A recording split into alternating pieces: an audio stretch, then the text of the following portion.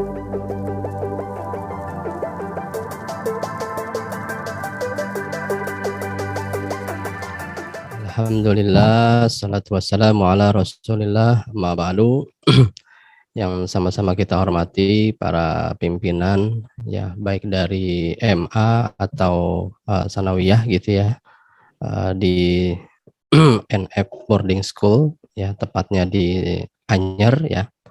Di sini yang bisa saya sebut, mungkin mohon maaf tidak bisa tersebut semua gitu ya, Ustadz Hasan ya, kemudian juga di sini ada Pak Edi juga ya, jadi ada bidang kesantrian maupun bidang kurikulum ya.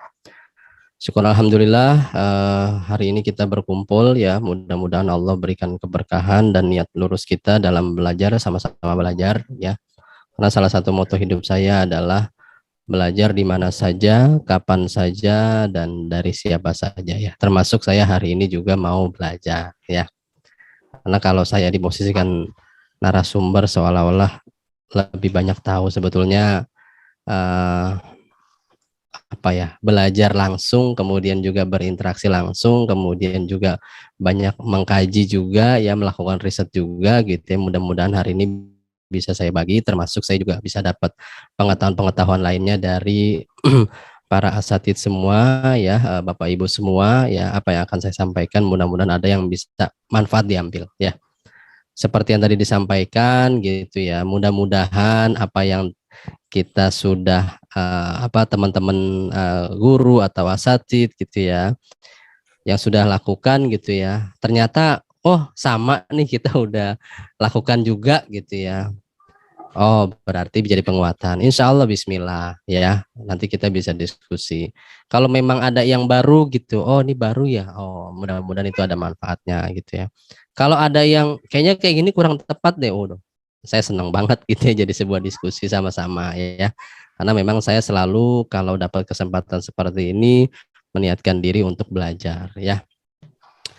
Baik, tadi sudah dikatakan bahwa jadi Ustadz satu asrama itu satu kamar itu sekitar 60 santri ya, berarti ya. Ada sekitar 60 santri, kemudian ada 2 pasang wali asrama dan asisten wali asrama gitu ya. Bagus banget tadi ya ilustrasinya, seperti anak sendiri walaupun nggak biologis tapi itu amanah ya, yang mudah-mudahan bisa menjadi jalan jariah kita semua ya, khususnya ayah bunda yang langsung gitu ya berinteraksi atau Ustadz Asatid ya, sehingga bisa jadi belajar simulasi ya. Saya pernah di pesantren gitu ya, tapi memang ada masing-masing pesantren itu ada ciri khas ya. Kemudian masing-masing pesantren tuh ada visi misi gitu ya, yang paling beda-beda dikit lah. Kemudian masing-masing pesantren juga dikuatkan dengan fasilitas, program gitu ya, dengan tujuan tertentu yang sudah ditetapkan ya. Tapi secara budaya, nah ini saya bilang budaya lah ya, karena budaya itu sebagai akibat dari situasi sosial ya, kemudian situasi sosial ini akhirnya membuat sesuatu yang sebetulnya udah ditetapkan, visi misinya begini, harus begini gitu ya. Kemudian kalau berinteraksinya begini, ada aturan batasan begini gitu ya, tapi ada saja yang kok ini nggak sesuai nilai ya gitu. Makanya itu yang tadi saya bilang, ada aja perilaku-perilaku yang nggak sesuai ya. Ada sebuah lembaga gitu ya, jumlah santrinya masih sedikit gitu ya, belum kelihatan sesuatu yang bisa terjadi dinamika konflik ya. Ada yang sudah beberapa muncul gitu meskipun sedikit, ada ya. Ada yang banyak gitu ya, ya munculnya nggak ekstrim, ada yang lebih ekstrim perilaku-perilakunya gitu ya. Nah, saya coba memposisikan ya santri-santri di kelas SMP atau sanawiyah atau aliyah ini di area posisi usia perkembangan mereka, yaitu disebut usia remaja. Jadi saya akan ulas dari situ ya. Nah, izinkan saya untuk melakukan share screen ya, para ustadz asatidz sekalian ya. Nah, ini saya diamanahkan untuk membawakan persoalan tentang problematika konflik antar santri, khususnya bullying dan pencurian ya. Ini memang urusannya urusan santri gitu ya, tapi tanggung jawabnya tanggung jawab kita. Urusannya antar santri, tapi tanggung jawabnya tanggung jawab kita, ya. Berarti peran utama kita seperti apa nih ya? Peran utama para asatid seperti apa? Nanti kalau misalkan ini kan apa ya? Mungkin di Putri gitu ya, mungkin di Putri tidak terlalu menonjol gitu ya. Dengan kasus yang lain mungkin lebih menonjol. Nanti kita sharing aja. Atau apa yang saya sampaikan bisa ada kaitannya gitu dalam rangka menangani sebuah konflik yang terjadi di Santri Putri juga. Nah, itu bisa kita kaitkan ya. Tapi kita coba bicara dari sisi ini dulu ya. Baik. Bismillahirrahmanirrahim. Persoalan remaja nggak sederhana ya. Kadang anak-anak seusia ini dianggap melakukan kenakalan ya. Apakah itu namanya tawuran gitu ya? Apakah itu namanya ngisengin gitu ya? Kalau mungkin kalau anak sekarang tuh nyebutnya nggak prank gitu ya. Kemudian juga ada juga kalau zaman sekarang tuh challenge gitu ya. Diajak untuk hal-hal yang menantang gitu ya. Nggak sederhana itu juga sih sebetulnya ya, karena berjalannya waktu malah itu bisa berakibat penyimpangan perilaku sama remaja. Misalkan contoh kemarin challenge baru-baru ini ditulisnya sih di berita remaja gitu, tapi ada juga yang menulisnya santri sebuah pesantren gitu ya, mau bikin konten ya di daerah Jawa Barat sana gitu, kemudian ditabrak truk gitu ya. Nah, ini kan sebetulnya keisengan ya, buat remaja iseng. Tapi buat orang itu anak bengal banget sih, bandel ya, atau disebut tadi kenakalan gitu ya. Orang truk lagi ngebut tiba-tiba dicegat di depan kemudian dibalik lagi gitu ya. Jadi kan ini persepsi yang berbeda gitu ya. Nah, berjalannya waktu ini bisa menjadi penyimpangan perilaku gitu. Semakin sering ya, apalagi nanti yang tadi saya katakan satu orang sudah tahu, kemudian satu orang mempersepsikan itu sesuai dengan perasaannya, seru, senang, asik gitu ya. Lama-lama nanti yang terjadi adalah itu dia tularkan kepada yang lain. Kemudian yang lain pun akan seperti itu. Karena remaja itu identik dengan yang namanya ngomongin tentang tanda kutip prestasi-prestasi dirinya. Ya, termasuk yang tadi, wah, aku berhasil dong tadi melewati itu, aku dong dan lain sebagainya, ya. Nah, penyimpangan inilah yang sebetulnya bisa terlibat tindak kriminal ya, pergaulan bebas, narkoba, canduan game, adiksi pornografi, adiksi gadget, seks bebas, hamil luar, LGBT, bunuh diri, nauzubillah ya. Pesantren sebagai wadah pendidikan benteng terakhir ya, saya sebut benteng terakhir ya, karena memang inilah dimana anak-anak usia remaja ini digembleng ya, karena di luar sana harmonisasi keluarga tidak mereka dapatkan gitu ya, kemudian mereka rentan dengan hal ini, kenakalan bahkan penyimpangan ya, termasuk bicara tentang bullying dan pencurian ya. Bullying itu kalau dicek ya, apakah anak bisa kena kasus hukum gitu ya, tidak ada yang namanya disebut pasal bullying gitu, yang ada dikenakannya adalah pasal kekerasan gitu ya, atau perlindungan anak gitu ya. Kemudian juga satu lagi adalah pasal HAM gitu ya. Nah, ini yang sebetulnya tadi iseng ya, cuma nakal gitu ya, cuman bandel dikit gitu ya, tapi bisa menjadi sebuah tindak kriminal ya. Mudah-mudahan ini nggak terjadi, walaupun ada di beberapa yang format asrama juga. Nah, hal-hal seperti ini, penyimpangan ini juga udah terjadi ya, termasuk nauzubillah adalah LGBT ya. Bahkan ada satu kasus pun sampai bunuh diri, meskipun tidak melakukannya di asrama pondok pesantren tapi di luar gitu ya, tapi dia seorang santri gitu ya, hanya persoalan karena ketertarikan lawan jenis kemudian dia nggak diterima akhirnya bunuh diri ya. Nah, itu penyimpangan-penyimpangan yang dialami sama remaja ya. Kenapa sih anak-anak kita ya, santri-santri kita gitu ya, bisa melakukan hal seperti itu, atau mungkin remaja-remaja melakukan penyimpangan itu gitu ya, karena minimnya standar nilai ya. Standar nilai ini sebetulnya fungsinya untuk berpikir, memilih, dan memutuskan. Nah, ini sebetulnya fungsi kontrol pertimbangan. Bayanginlah di mana mereka mau memberhentikan truk dalam keadaan kencang gitu ya. Mereka tahu itu resikonya apa gitu ya, tapi standar nilai yang mereka pegang itu lemah ya, karena mereka itu ibaratnya disebutnya tuh emosi, aksi, baru mikir. Ya, makanya harusnya kan emosi, berpikir dulu, baru beraksi. Ya, nah ini yang sebetulnya standar nilai ini yang sebetulnya anak-anak di usia mulai kelas SD itu sebetulnya udah ditanamkan. Ya, tapi penanaman ini yang seperti apa? Nah, sebetulnya pengejawantahannya penggunaannya adalah ketika mereka sudah mulai masuk usia remaja, ya. Nah, ini contoh standar nilai yang harus mereka miliki atau caranya kira-kira seperti apa? Nah, beginilah, ya. Contoh tadi, ya. Misalkan mencuri ini baik gak ya? Terus kenapa ya gitu? Melakukan bullying ini baik gak ya? Kenapa ya? Gitu. Nah, ini sebetulnya pertanyaan-pertanyaan internal yang harus mereka miliki gitu. Sebagai fungsi kontrol. Nah, ini anak-anak terbiasa dengan hal ini apa enggak? Ya.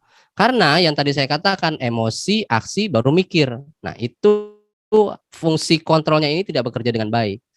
Nah, para asatid tahu bahwa anak-anak seusia ini mereka banyak hal yang sedang berkembang, nanti saya sampaikan gitu ya. Kemudian selain itu juga salah satu yang paling menurut pencermatan saya perkembangan yang cukup luar biasa dan itu kadang diabaikan adalah perkembangan PFC-nya, prefrontal cortex-nya. Itu fungsi daya kontrolnya yang ada di sini.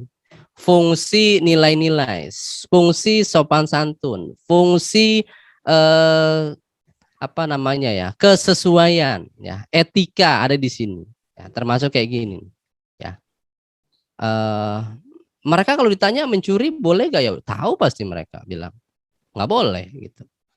Kenapa? Ya dosa gitu. Kenapa? Ya dosa pokoknya gitu. Ya, berarti mereka udah tahu dari sisi secara agama. Boleh gak menghardik teman, ya, menjatuhkan teman? Nggak boleh. Kenapa? Ya dosa gitu. Nah, tapi kenapa dilakukan? Ya karena teman-teman tuh, karena teman-teman berarti standar nilai atau fungsi kontrol yang mereka miliki sebetulnya masih lemah karena memang ini sangat erat kaitannya dengan faktor psikologis mereka, ya, peer group ya atau peer pressure-nya, kemudian konformitasnya gitu ya. Oke. Nah, ini sebetulnya kalau ada yang namanya coaching gitu ya, kemudian ada yang namanya pendekatan dialog. Nah, ini sebetulnya bisa, ini 4 hal ini sebenarnya hal sederhana gitu. Sebenarnya banyak, pengembangannya banyak ya. Jadi pertanyaan-pertanyaan ini sebetulnya kita pun orang dewasa juga harus memiliki hal ini ya. Misalkan ya ada orang pada main TikTok gitu ya, joget-joget gitu ya. Ini baik gak ya kayak gini ya? Kenapa ya orang pada itu? Ini manfaat gak ya gitu. Nah, termasuk orang nge-share sesuatu ke grup kita ya, ke pribadi nomor kita gitu ya. Ini kan sebetulnya fungsi kontrol sehingga kenapa dibutuhkan standar nilai, kita punya nilai gitu, membedakan kita sama orang. Nah, termasuk si remaja ini ya. Ketika dia dapat hal itu ya, challenge gitu manfaatnya apa ya? Kok dia bisa ngambil punya orang ya? Padahal itu nggak baik ya. Kenapa ya? Oh, mungkin karena dia begini gitu ya. Tapi kok dia nggak takut ya gitu ya. Jadi ini yang nanti menjadi fungsi kontrol sehingga remaja apakah dia ngikutin atau memang dia melakukan lagi atau apa, sehingga ini pertanyaan-pertanyaan ini yang menguatkan dia untuk menahan diri, mengontrol dirinya ya. Nah, kemudian ya remaja apa ya, menjadi destruksi. Destruksi itu merusak ya, termasuk merusak dirinya, bahkan termasuk merusak lingkungan. Nah, ini dia sering mengalami konflik terhadap dirinya. Ya, karena dia bingung ya terhadap jati dirinya, mencari jati dirinya, dia bingung ya, kemudian jadi krisis identitas kayak tadi aja ya. Kok dia melakukan ini padahal itu ada dampaknya gitu ya. Tapi karena dia cuma sekedar gimana ya, teman aku melakukan itu gitu ya. Ini kayak kayak sebuah botol aqua ya. Kayak sebuah botol ya. Ini saya pegang botol nih kayak gini ya. Ini sebuah botol ya. Kalaulah saya dirikan begini ya. Kalaulah saya dirikan begini gitu ya. Ini kosong ada airnya ya. Kalaulah saya dirikan begini, kemudian saya goncangkan, yang terjadi adalah seperti yang ada di gambar, dia akan bergoyang, kemudian hampir bermiring beberapa derajat, kemudian nanti dia akan terjatuh. Kalau ada isi airnya ya, Berarti ada butuh waktu untuk menjatuhkannya, butuh cara tertentu, bahkan durasi waktunya pun juga berbeda. Nah, ini air itu adalah apa yang tadi saya katakan kontrol. Tapi kalau nggak ada airnya, nilai-nilai ya airnya itu, karena fungsi kontrol. Kalau nggak ada, dia akan cari pegangan. Nah, cari pegangan ini yang terjadi adalah dia cari pegangannya. Apa yang dia bisa pegang saat itu? Ya, temannya, ya, nilai-nilainya, ya, kemudian pengaruh dari lingkungannya, gitu ya. Jadi ibarat orang dalam keadaan goyah, dia kan cari selamat. Nah, kalau nilai-nilai agama itu dia pahami dan dia pegang kuat, berarti dia bisa mengendalikan dirinya, ya. Karena memang pencarian jati diri ini proses yang cukup luar biasa ya di remaja ya. Termasuk itulah yang kenapa dia dia menguji-uji gitu. Kenapa dia challenge ini gitu. Kenapa dia mau nyoba rokok gitu. Kenapa dia mau ngelawan gurunya gitu. Karena dia ingin melihat respon dari temannya seperti apa sih. Oh, berarti aku dicirikan sebagai anak yang berani gitu ya. Karena ini nanti akhirnya mempengaruhi konsep diri remaja, ya. Oke. Nah, sebelum itu ya, sebelum kita lebih jauh ya, kita kenali dulu nih remaja kita. Karena memang kalau kita nggak kenali ya anak-anak usia ini ya, otomatis kita bisa menyamakan mereka dengan anak usia yang lebih di bawahnya, atau mungkin kita merasa dia seperti halnya orang yang dewasa gitu ya. Oke. Apa menurut Anda remaja ya? Ya, sebenarnya saya mau interaktif nih gitu ya, tapi saya langsung jawab aja ya gitu ya.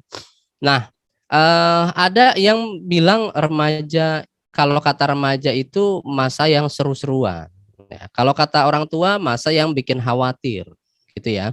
Kalau kata psikolog gitu ya, apalagi psikolog-psikolog tertentu gitu ya, dia bilang masa yang menggoncangkan gitu ya. Tapi ya dengan pendekatan Islam ya, ada sih psikolog-psikolog bahkan di Timur Tengah gitu ya mendefinisikan remaja sama dengan yang ada di Barat gitu ya. Tapi kalau kita lihat dari sejarah-sejarah Islam, ternyata remaja itu sebetulnya masa yang luar biasa gitu ya, di mana dia menjadi seorang pemuda yang dia punya potensi besar ya. Karena saya menggunakan istilah remaja ini sebetulnya lebih kepada anak-anak seusia ini ada di area ini ya, bukan mengeneralisir dari teori ini gitu ya, karena memang angle kita ini akan sangat terpengaruh ya. Ini saya ambil dari sini. Dari usia ini kelihatan ya 12-18, 12-21, 12-23 gitu ya. Kemudian kalau dari sisi peralihan ini kita juga bisa lihat ya, nggak disebut dewasa, nggak disebut anak, peralihan ya, untuk menuju dewasa. Makanya karena peralihan berarti ini pelatihan untuk bagaimana menjadi usia dewasa. Tapi karena nggak diarahkan ya, otomatis dia melatih dirinya sendiri ya. Dia melakukan ini, apa sih dampaknya ke saya? Dia melakukan itu, apa sih konsekuensi yang saya dapat gitu? Atau jangan-jangan dia nggak berpikir konsekuensi, tapi dia hanya menguji aja ya. Nah, ini yang nanti akan mempengaruhi konsep diri dia. Kemudian remaja kalau dilihat dari sisi perkembangan ya, fisik ya, akal, emosi dan sosial. Nah, akal, emosi, sosial ini nanti akan mengaruh pada perilakunya. Ya, dan ini dimulai dari 13-18. Berarti anak santri di sini berarti sedang fase-fasenya mereka sedang berkembang hal ini. Ya. Oke, kita bahas. Ini kalau dalam kaitannya balik dan akil itu dibedakan, ya. Kalau balik itu persoalannya fisik pokoknya. Karena menuju ke pematangan yang namanya fungsi organ seksual. Ya. Kalau akil dia melihatnya mental. Apa itu mental? Yang tadi ya, akalnya, berpikirnya, psikologisnya, perilakunya gitu ya. Nah, kalau balik ini dipengaruhi oleh nutrisinya. Ya, nutrisi. Selama ini kenapa anak bisa seperti itu? Bisa jadi nutrisi yang dikasih orang tua ini luar biasa nih. Ya, ada lagi anak yang nggak kayak gitu-gitu amat, berarti pengaruh nutrisinya nggak terlalu besar sama orang tuanya. Berarti di pesantren, di boarding, ini juga dipengaruhi juga bagaimana orang tua memberikan sesuatu kepada anak berupa asupan makan, kiriman, dan sebagainya, itu bisa mempengaruhi juga. Apa nih yang selama ini orang tua sering perhatikan? Tapi kalau akil itu persoalan pendidikan, bagaimana mendidiknya, bagaimana mendekatinya, bagaimana obrolannya. Ya, misalkan contoh kayak gini. Kalau orang tua gini, gimana sih kamu makan di sini enak? Ini persoalan nutrisi nih, orang tuanya ngelihatnya begini. Udah makan belum? Kamu nggak suka ya makan itu ya, ntar mama beliin ya gitu. Tapi kalau bicara pendidikan ya, bicara didikan, ini pendidikan bukan persoalan hanya akademis ya, tapi didikan gitu ya. Gimana pergaulan di sini?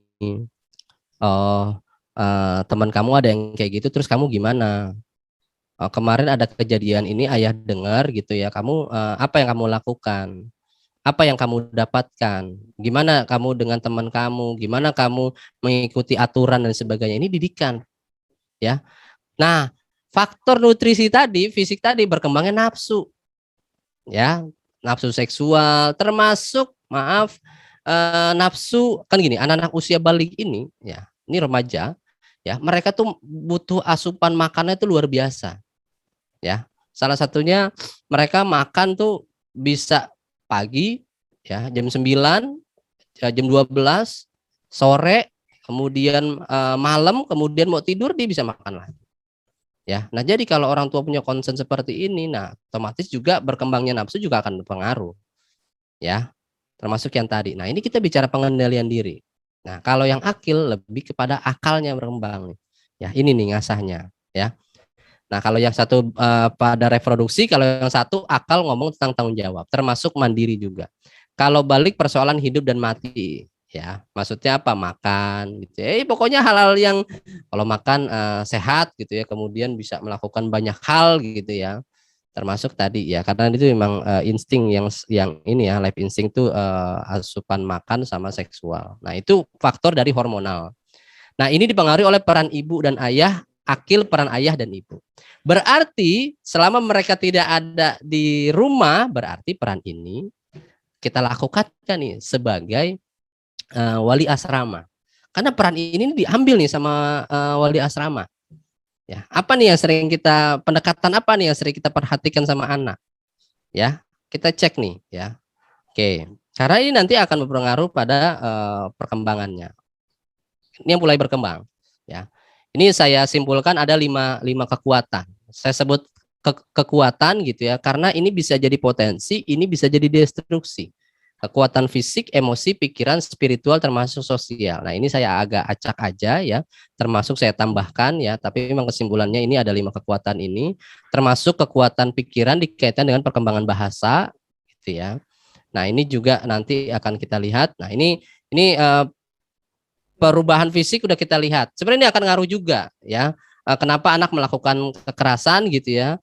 Contoh pengaruh fisik ya, bullying gitu ya. Misalnya secara fisik ya, dia nggak menyadari bahwa massa ototnya sudah mulai bertambah. Ya, ketika massa ototnya udah mulai bertambah, dia nganggap ini bercanda gitu, dia dorong temennya lah gitu. Dia nggak menyadari bahwa dorongannya itu bisa kencang, walaupun menurut dia cuman kekuatannya 50 kok, setengah itu kekuatan aku gitu ya. Nah itu kan sebetulnya dia sudah mulai bertambah kuat ya. Nah itu secara fisik ya. Termasuk persoalan tinggi badan. Ya ini banyak banget sebenarnya persoalan-persoalan fisik yang sebetulnya bisa menjadi apa ya, bahan ya, candaan atau bahan bullying anak ya, atau disebutnya body shaming ya. Karena itu paling konkret kelihatan, apalagi anak-anak seusia SMP. Ya, ini mereka bicaranya nggak jauh dari fisik, beda sedikit sama temennya gitu ya, itu mereka jadi concern banget. Jadi apa ya? Dia nggak suka sama nggak suka beda sama temennya gitu ya. Dia ngerasa tinggi gitu ya, yang rendah di ejek gitu ya. Kemudian dia ngerasa udah punya gini, dia belum tumbuh sesuatu gitu ya. Temennya sudah, ini bisa jadi bahan olok-olokan ya, bahan bulian ya. Nah, itu persoalan-persoalan fisik, termasuk juga persoalan fisik yang lain ya. Para asatid perlu tahu bahwa ketika anak usia remaja secara fisik itu masih fisiknya transisi. Jadi ada yang sudah ajak ya, baik itu wajah maupun tinggi, tapi ada yang masih transisi ya. Kadang tingginya nggak enak dilihat gitu ya, maksudnya gini, kadang tangannya masih gimana, kakinya masih gimana gitu, badannya masih gimana, masih belum ajak. Ya, karena dia masih masa transisi. Nah, inilah yang jadinya akhirnya anak jadi bulian ya. Termasuk misalkan apa ya, perubahan bentuk tubuh, yang laki-laki sudah dadanya bidang, yang perempuannya sudah lebih membulat, dan ini bisa jadi juga bahan ejekan, ya. Nah, itu secara fisik. Nah, ini secara psikologisnya. Ya, ini secara umum saja ya bisa dilihat karena psikologis inilah yang mempengaruhi nanti kenapa anak-anak itu menjadi intoleran sama temennya. Ya, persoalan lawan jenis ya, nggak punya gebetan, nggak disukai sama, maksudnya nggak disukai itu maksudnya kok nggak ada yang tertarik ya sama dia gitu ya. Itu bisa jadi bahan ya, penolakan ya. Kemudian apa ya, tertarik sama idola gitu ya, dia suka satu idola, baik idola berupa kelompok ya, misalkan kalau laki itu grup sepak bola maupun personal orang. Nah, itu bisa jadi bahan olok-olokan ya, bahan bulian, sehingga ini bisa mempengaruhi ya, karena ada concern yang dia sukai di situ, karena dia punya feel di situ, akhirnya dijadikan bahan olok-olokan sama temennya. Kemudian ingin dianggap pribadi yang dewasa. Dewasa itu dia ngerasa bahwa ngerasa dewasa itu berkuasa, ya. Ngerasa dewasa itu bisa superior dibanding yang lain gitu ya. Ngerasa orang dewasa itu udah banyak tahu, ya. Sudah bisa melakukan ini, melakukan itu. Nah, itu bisa menjadi pendorong, ya. Kemudian termasuk ini sebetulnya persikenali ya, mulai memiliki kebutuhan situasi maupun ruang privacy. Nah, ini ntar kaitannya sama mengatasinya ya. Kemudian juga nggak puas sama dirinya juga seperti ini ya. Kadang nggak puas sama diri, dia ngeliat dirinya atau dia melihat orang lain, kemudian orang lain lah yang dijadikan bahan bulian. Sebetulnya kalau dicek ada sesuatu yang dia nggak puas sama dirinya. Ya. Oke. Ini perkembangan emosi ya. Ini kita kenali ada muncul emosi takut ya mulai usia-usia remaja ini karena masalah ini nih, sosial, keuangan, psikologi ini nih. Ya, yang sering jadi perilaku itu jadi kayak aksi reaksi. Dia melakukan A, kemudian melakukan lagi. Termasuk masalah-masalah pencurian ya. Kemudian juga masalah marah gitu ya, kemudian bingung, kemudian suka. Jadi kalau dilihat ya ternyata ada 3 emosi insecure ya, 3 emosi yang bikin nggak nyaman, takut, marah, bingung ya, itu merasa terancam, bersaing, ada kekurangan, itu dia ngerasa bingung. Nah, apalagi ditunjukkan lewat gestur perilaku yang akhirnya anak-anak ini menjadi korban bulian ya. Kemudian sebetulnya ada hal yang positif sih, suka atau senang itu karena hubungan yang didapatkan baik ya, pemenuhan kebutuhan. Pokoknya dia sangat ekspresif dengan hal ini ya. Kemudian rasa khawatirnya mulai bertambah, cemas ya. Makanya ini ketika anak-anak santri baru khususnya di kelas-kelas, pokoknya intinya santri baru lah, apakah dia kelas 7 maupun di kelas 10 gitu ya. Itu sebetulnya momentum ya, bahwa perlu diajak dialog gitu ya, bagaimana nanti udah muncul tuh kekhawatiran, kecemasan yang nggak dimunculkan lewat gestur tubuhnya ya, mungkin nggak dimunculkan lewat kata-katanya, tapi itu bisa menjadi area kekhawatiran atau kecemasan. Nah, ini yang sebetulnya kalau anak-anak usia rendah tuh maksudnya SD segala macam ya, dia pakai baju yang beda gitu, dia cuek aja. Dia pakai sepatu yang gimana, dia masih ada rasa cuek aja gitu. Tapi kalau udah remaja, dia udah membandingkan sama temennya. Ya, oh teman saya pada kayak gini ya, kok saya begini ya. Oh, baju sholatnya, baju ke sekolahnya, kemudian masalah bukunya dan lain sebagainya, dikait-kaitkan semua tentang dirinya. Makanya penting banget di usia ini kita ngomong tentang salah satunya konsep diri ya. Jadi hal-hal berkaitan mana yang bisa kita ubah, mana yang sudah melekat ya, termasuk masalah secara fisik ya. Nah, ini kondisi-kondisi yang mempengaruhinya ya, teman sebaya ya, baik nyata maupun maya. Maksud maya itu bisa jadi cyberbully, kemudian maksud maya itu bisa jadi dia mengikuti ya. Menumpuknya tugas gitu ya. Sebenarnya banyaknya tugas gitu ya mendorong dia, salah satu faktor pendorong gitu. Kemudian dia nggak berpikir dengan cermat, nggak mempertimbangkan dengan matang, akhirnya dia melakukan sesuatu yang sebetulnya dia tahu itu secara etika nggak tepat. Apakah itu bully ataupun mencuri ya. Kemudian konflik dengan anggota keluarga gitu ya. Ini sebetulnya kayak dia termasuk konflik sama teman gitu ya. Dia memiliki ketidaknyamanan secara emosi gitu ya. Dia bisa alihkan kepada orang lain ya. Tadi orang dalam keadaan tidak nyaman, orang mencari kenyamanan ya. Kalau dia tidak menyelesaikan ke dirinya gitu ya, Dia seolah-olah tanda kutip menyelesaikannya ke orang lain, mengekspresikannya, ya, atau melampiaskannya, ya. Nah, kemudian juga faktor eksternalnya meningkatnya pengambilan keputusan. Ini juga bisa mempengaruhi kondisi remaja. Ya, kurang tidur, merasa takut, kesepian, stres, cemas, dan perubahan fisik yang dia alami dan terlalu sadar terhadap perubahan fisiknya ini juga bisa menjadi faktor kondisi remaja. Apakah dia jadi marah, jadi takut gitu ya, atau dia merasa senang gitu ya. Misalnya gini, masalah tinggi badan ya. Akhirnya dia ngerasa, oh aku secara tinggi badan lebih tinggi nih dari teman aku. Berarti kan dia munculnya kesenangan. Tapi kalau dia ngerasa lebih pendek, berarti dia munculnya ketidaknyamanan. Itu yang saya sebut tadi sadar diri. Ya. Atau sebaliknya, temennya pakai apa ya, entah itu celana, entah itu alat tulis, karena persoalan-persoalan remaja kadang hal-hal yang kecil tuh kita nggak nyangka gitu ya. Sehingga itu dia akhirnya mencuri, dia akhirnya ngambil gitu ya, karena kenapa, dia merasa sadar diri gitu ya, aduh saya inferior nih, saya nggak punya, orang tua saya begini, saya kalau ini sama orang tua pasti diginiin gitu, makanya dia akhirnya melakukan sesuatu yang tadi secara nilai dia tahu itu nggak boleh ya, termasuk pencurian ya. Oke, kemudian ini faktor sosial, ini identik sama teman ya, identik sama sebayanya ya, makanya cenderung terpengaruh mereka ya.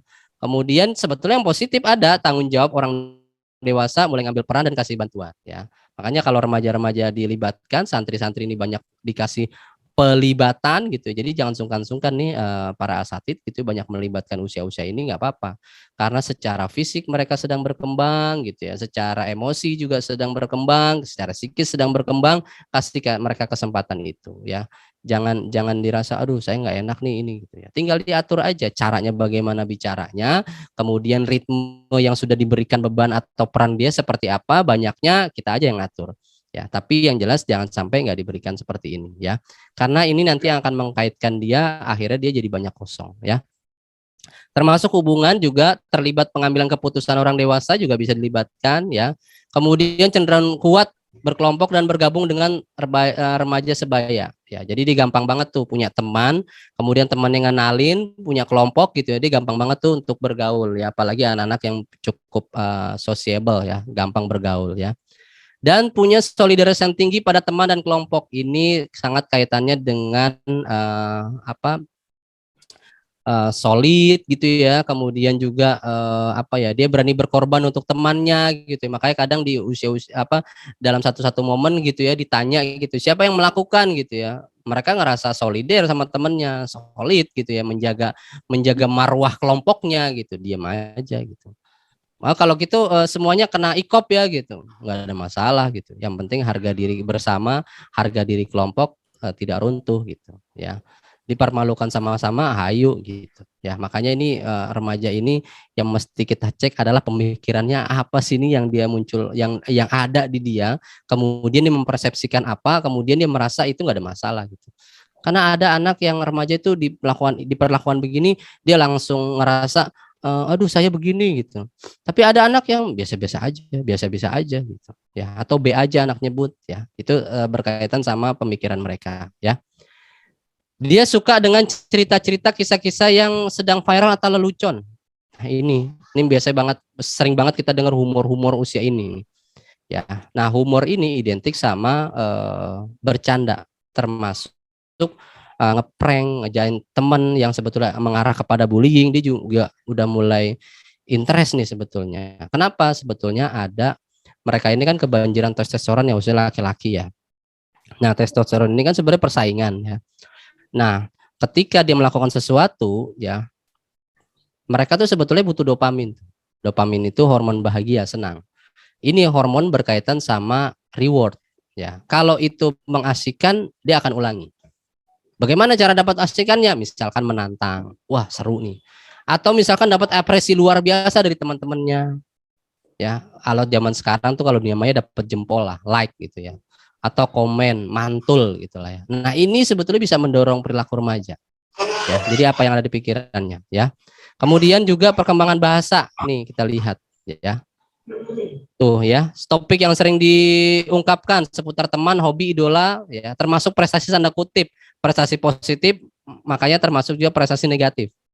Ya, makanya ini juga kaitannya sama dia melihat temannya gitu ya, sehingga ini juga mendorong internal remaja untuk melakukan sesuatu.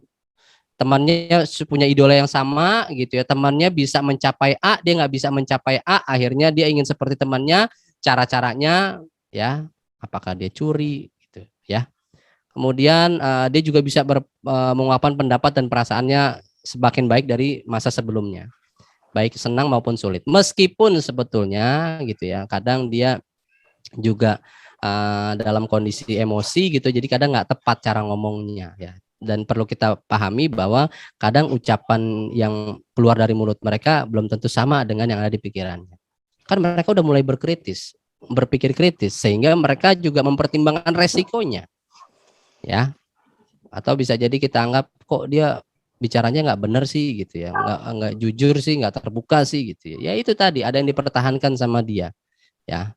Kemudian sering muncul ungkapan yang pendek, yaitu B aja ya, disingkat-singkat ya, mantul lah, nah kayak gitu-gitulah ya.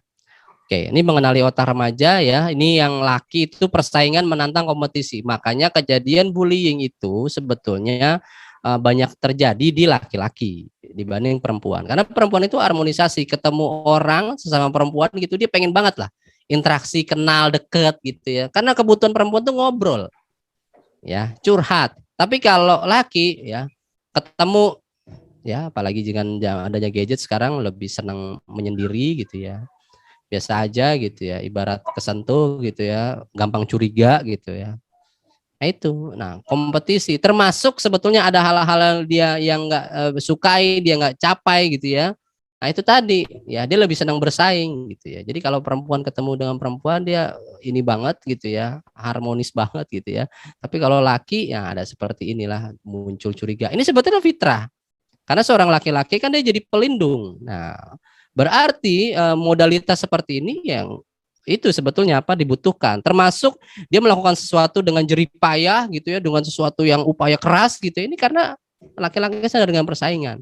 Nah, kalau perempuan terjadi yang namanya bullying pada perempuan gitu ya. Kalau dalam dunia maya itu banyak banget karena persoalan tadi lisan. Ya, kebutuhan kata, termasuk dia bisa mengungkapkan, laki mana sedikit ya. Tapi nih ya, kalau dalam dunia nyata ada perempuan melakukan bullying, nah berarti itu kita cek nanti secara internalnya dia bagaimana. Karena peluang itu sebetulnya nggak terlalu besar di perempuan, lebih banyaknya di laki-laki. Ya, oke. Kemudian ini fase remaja itu yang tadi saya bilang ada lima kekuatan, nah itu bisa potensi, bisa destruksi. Destruksi tadi salah satunya menjadi sebuah penyimpangan, ya. Karena kalau yang disebut kenakalan tuh kadang anak-anak remaja itu men-challenge, menguji diri dia, menguji batasan yang dibuat, menguji aturan yang dibuat. Ya, apa sih dampaknya? Oh dibotak, oh dicukur ngacak rambutnya. Gimana sih perasaannya dicukur kayak gitu? Nah itu tuh ya, masih ada yang tahap wajar, ada yang nggak wajar ya. Kemudian ini sebetulnya tujuannya ya, di mana anak-anak usia remaja tadi perkembangannya banyak gitu ya. Tapi kalau perkembangannya hanya persoalan di fisik, otomatis kita hanya fokus sama kayak mangga yang putih, yang penting gede aja. Ya, tapi kita lupa di dalam yang gede ini, di dalam seseorang, diri seseorang yang udah mulai tumbuh besar ini harus ada yang dimatangkan selain persoalan fisik. Apa aja itu tadi? Pikirannya, ya, kemudian emosinya, ya, kemudian juga tingkah lakunya, tanggung jawabnya, kemandiriannya, mengungkapkan perasaannya, gitu ya. Kemudian juga termasuk bagaimana dalam hal beragama, ya. Oke, apa saja yang pengaruhinya? Ini saya ini apa perlu tahu bahwa ada informasi yang didapat tuh mempengaruhi dia. Lembaga atau orang dewasa di sekitarnya, termasuk dalam hal ini lembaga boarding school ya, karena apalagi dia jauh dari orang tua. Pergaulannya, nah ketemu dengan lembaga orang dewasa di sekitarnya, bagaimana memperlakukan dia, bagaimana memberi batasan sama dia, bagaimana memberi keleluasan sama dia gitu ya. Itu mempengaruhi. Tapi nah ini di pesantren ini identik sama pergaulan sebetulnya, karena dia akan lebih banyak waktunya ketemu temennya. Sebetulnya di luar juga ketemu sih lewat dunia maya, ya apalagi di sedang corona gini. Tapi kalau dunia nyata itu pergaulannya lebih intens. termasuk akses media. Ini sangat berkaitan, informasi yang didapat bisa dari buku, dari teman, dari orang yang didengar gitu ya. Tapi kalau akses media bisa nauzubillah apa aja bisa masuk ya. Sehingga satu orang dapat, nauzubillah bisa dapat. Misalkan saya pernah dapat seorang remaja yang bilang sama saya dia melakukan perilaku penyimpangan seksual gitu ya. Tapi dia ngerasa, Kak itu kan nggak apa-apa Kak, aku udah cek kok di Google gitu. Dan itu aku baca di Google katanya bikin sehat Kak gitu ya. Nah ini kan sebetulnya akses media, informasi yang dia dapat. Karena persepsi dia tahu seperti itu, akhirnya dibagikanlah ke teman-teman pergaulannya. Dan teman-teman yang ngerasa, wah ini sumber yang luar biasa nih, dianggap sebagai sesuatu yang informasi yang tepat. Nah itu tadi nilai-nilai yang ada daya kontrol di kepalanya ini berfungsi apa enggak untuk mencernanya ya. Oke, termasuk juga keluarga dan bentukan dari pola asuh ya, bagaimana dia dibentuk ya. Misalkan nih nanti kita coba cek ya. Pola asuh dan remaja ya. Remaja memiliki kekurangan disiplin kalau orang tuanya permisif. Permisif itu berarti orang tuanya membebaskan ya. Mah minta ini dong gitu, dikasih gitu ya. Mah aku nggak punya ini nih, minta dong dikasih. Mah aku ganti ini ya, silahkan. Mah aku kan pengen yang itu mah dikasih gitu. Jadi ibaratnya orang tua yang pengasih disebutnya. Apa aja kasih, apa aja kasih.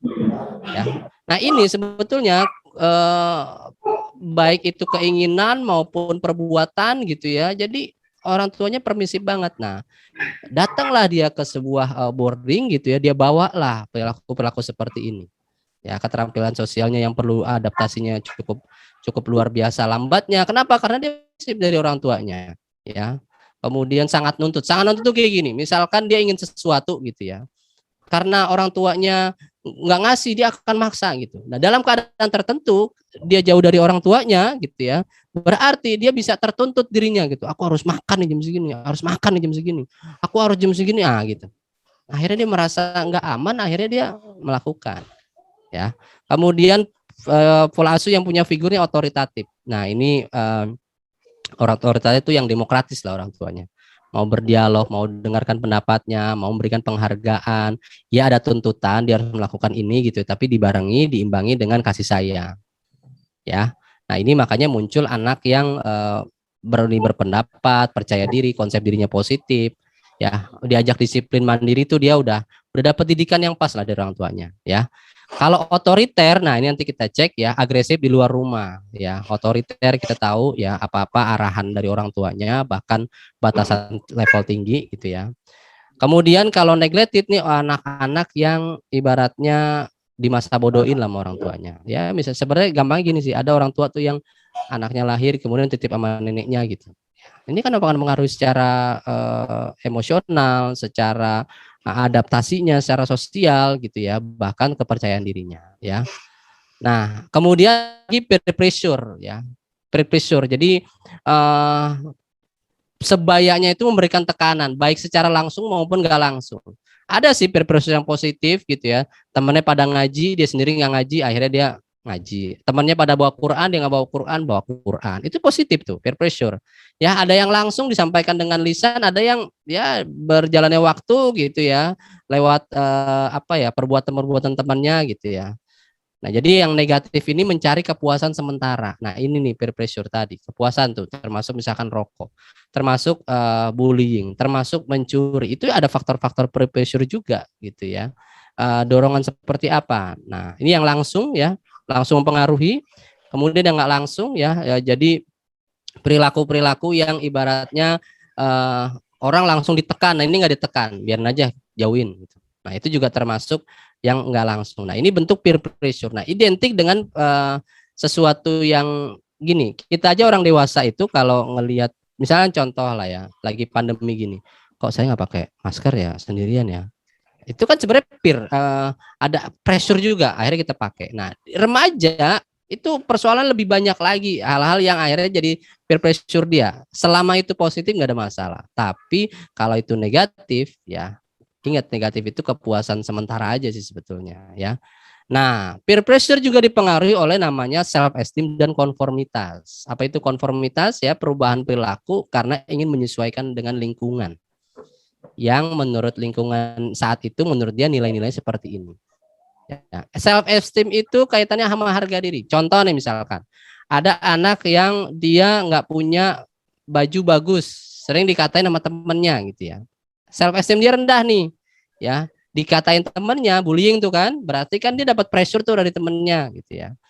Terus dia ngelihat nih kanan kiri, oh ternyata apa namanya ya, mencuri itu hal yang nggak apa-apa ya gitu. Menurut lingkungan, bukan menurut ini ya, menurut apa? Menurut agama gitu ya. Akhirnya kan jadi negatif. Jadi perilaku menyimpang. Termasuk masalah bullying juga ya. Karena konformitas inilah yang akhirnya menjadikan perilaku itu berulang gitu. Selama tidak dikendalikan, selama nggak dibatasi, selama nggak diberikan penegakan gitu ya, akhirnya terjadi lagi. Semakin sering, semakin lama ngerasa bahwa sesuatu yang dilakukan oleh lingkungan dengan berulang-ulang dan itu tidak merasa ada masalah gitu ya, buat anak itu jadi kayak sebuah hal yang biasa. Akhirnya tergeser lah nilai ya. Oke, apa itu bullying? Nah, ini bullying kan kita udah cukup tahu ya. Tapi kata kuncinya di sini ada sesuatu yang berkepanjangan terus-menerus berlarut-larut. Ya, itu fisik, psikis gitu ya. Jadi ini yang berdasarkan para ahli yang saya tangkap, berarti ada yang berkepanjangan terus-menerus dan tujuannya untuk menjatuhkan ya, menghinakan ya. Nah, ini bentuknya ini saya singkat aja ya. Fisik, verbal, psikis, sosial, cyber. Ya, berarti dunia maya. Nah, apa batasan bullying dengan bercanda? Nah, ini tadi anak remaja itu senang banget dengan humor. Humor itu yang bikin dia tertawa lah intinya. Ya, pokoknya Ustadz para asatid cek aja ya. Ada sesuatu yang bikin tertawa pasti remaja tuh interest. Apaan sih gitu ya, bikin ketawa ya. Nah, sekarang kita perlu tahu nih batasan bullying dengan bercanda, yaitu adalah perasaan korban. Ini sangat subjektif sebetulnya ya, karena ini sangat berkaitan sama tadi faktor pola asuh. Ada anak yang gampang sentimen gitu ya, bisa jadi dari orang tuanya juga ya, baik secara karakteristik maupun secara pola asuhnya ya. Tapi ada anak yang biasa aja. Pernah ada yang nanya sama saya, Kak, saya punya temen tuh Kak, dia dibully mulu sama temennya gitu ya, terus kok dia nggak marah ya, padahal kita udah bilangin gitu, dia kok dia biasa aja. Berarti dia punya standar yang tinggi untuk sesuatu yang namanya harga diri gitu. Tapi ada anak yang gampang banget gitu, bahkan itu nggak usah masuk ke harga diri dulu, perasaan aja langsung marah gitu ya. Nah, ini makanya saya bilang subjektif. Makanya remaja perlu dikenalkan nih ya, candaan atau sesuatu yang dikatakan atau dilakukan dan menyakiti perasaan seseorang gitu ya, itu bukan namanya bercanda, karena bercanda itu sama-sama senang, sama-sama ketawa. Ya, tapi kalau dia ngerengut, dia manyun segala macam, berarti harus dikenali itu gestur tubuh yang muncul tuh, berarti nggak usah diterusin. Ya. Kemudian candaan yang disampaikan malah membuat orang ditertawakan, bukan tertawa sama-sama. Nah, berarti ada salah satu pihak yang dijatuhkan. Nah, itu berarti bukan lagi bercanda. Nah, kalau itu terus berlanjut ya, bahkan kalau dia udah bilang jangan gitu ya, nah itu berarti udah betul-betul menghinakan seseorang. Ya. Nah, kalau seseorang merasa ketiga hal tersebut ya berarti terjadi hal yang melewati batas. Nah, itu bullying ya. Jadi kalau nanti ada hal-hal yang ibaratnya diadukan gitu ya dan itu tidak berkaitan gitu tidak subjektivitas dia nggak seperti itu ya berarti coba kita pahami ya. Nanti kita coba ini kan ya diskusikan ya. Ini saya rekalnya nih Ibu ya. Pelaku ada korban, ada bystander, abstander. Bystander itu pendukung nggak langsung, abstander itu pendukung korban untuk dia pulih atau selesai gitu ya. Nah, ini contohnya lingkarannya ya. Korban ini perlu kita pahami nih ya. Jadi misalkan di dalam sebuah kamar terjadi ya, ada yang melakukan tuh hubungannya langsung. Nah, ada yang cuma nonton, itu sebetulnya itu bystander, dia nonton. Ya, kemudian ada yang mengikuti ya, mengikuti cuman ini kan penonton diem pasif ya, yang mengikuti tuh dia bisa ketawa, dia bisa ngasih mungkin tepukan atau jempol. Ini kan apresiasi buat si pelaku. Nah, ini yang namanya bystander. Nah, kalau abstander, nah makanya kelihatan ya jumlah cirinya nggak banyak dibanding yang bystander. Karena orang nggak menyadari perilaku yang bystander, yaitu bisa menjatuhkan si korban juga dan menguatkan si pelaku. Berarti ya jangan-jangan perilaku kita nih sebagai orang dewasa yang mendampingi remaja kita. Ya. Nah, kemudian ada pembela yang tadi saya disebut sebagai upstander. Nah, upstander ini termasuk pembela yang potensial, dia sebetulnya bingung, harus ngapain ya, harus ngapain ya. Ini sebenarnya potensial, jangan sampai pembela potensial ini atau upstander potensial ini dia justru malah masuk ke penonton aja gitu. Jadi bystander juga. Nah, ini juga harus kita kenalkan situasinya di dalam kamar gitu ya pada para santri. Ini dampaknya saya lewatin aja, tapi yang paling mudah sebetulnya ngeceknya dari ketidaknyamanan. Itu aja ya. Ini dampak psikis bagi pelaku. Kalau korban iya ya, tadi pelaku juga sebetulnya ya. Ada yang namanya gema fisiologis gitu ya. Orang yang melakukan bullying sebetulnya di kepikiran terus bagaimana melakukan. Nah, kepikiran itu ada di area otak. Nah, di area otak itulah sebetulnya ya, dia juga sebetulnya sedang mengalami situasi tidak nyamanan juga. Ya, makanya sebetulnya kalau dari sisi usia seperti ini gitu ya, nggak cuma bicara korban tapi kita bicara pelaku juga ya. Dan ini mesti dikenalkan ya, ada dampaknya selain masalah hukum tapi psikis termasuk sosial dijauhi. Ya, nah ini yang perlu kita kenali, tekanan teman, konformitas ya. Ini saya mau masuk ke apa yang mesti kita lakukan nih ya. Kemudian faktor keluarga tadi, sekolah kalau nggak kondusif, terus minimnya aturan atau penegakan aturannya ada tapi penegakannya lemah, otomatis bisa menjadi faktor eksternal. Ya, termasuk akses media yang anak-anak akses ya. Nah, ini kita kenali juga dorongan internalnya. Ya, balas dendam atau rasa marah, intoleran atau kurang empati. Ini intoleran yang sering banget di remaja. Temannya beda dikit dikatain ya. Ya nggak ngomong tentang sara lah ya, tapi pokoknya beda dikit ya. Misalkan dia datang duluan, temannya telat dikatain ya. Dia jalannya cepat, temannya pelan, dikatain. Nah, ini sebetulnya sering banget yang muncul di usia ini, yang paling sering tanpa mereka sadari adalah kata intoleran. Ya, nggak usah bicara terlalu jauh sara gitu ya, intoleran inilah yang suaranya beda dikit dikatain gitu ya. Kemudian karena bosan atau iseng meniru orang lain, meniru tadi konformitas ya. Ingin diakui merasa superior. Nah, ini internal. Nah, sekarang pribadinya nih. Kalau ada anak yang memang udah ada potensi arogan dominan, wah udah ya. Dalam situasi tertentu dia potensi ngebully. Sebenarnya dominan ini kan bagus ya, dia bisa jadi pemimpin ya. Nah, jadi memang perlu dipahami nih anak-anak seperti ini. Kurang memiliki empati tadi, berarti kita harus bangun empati.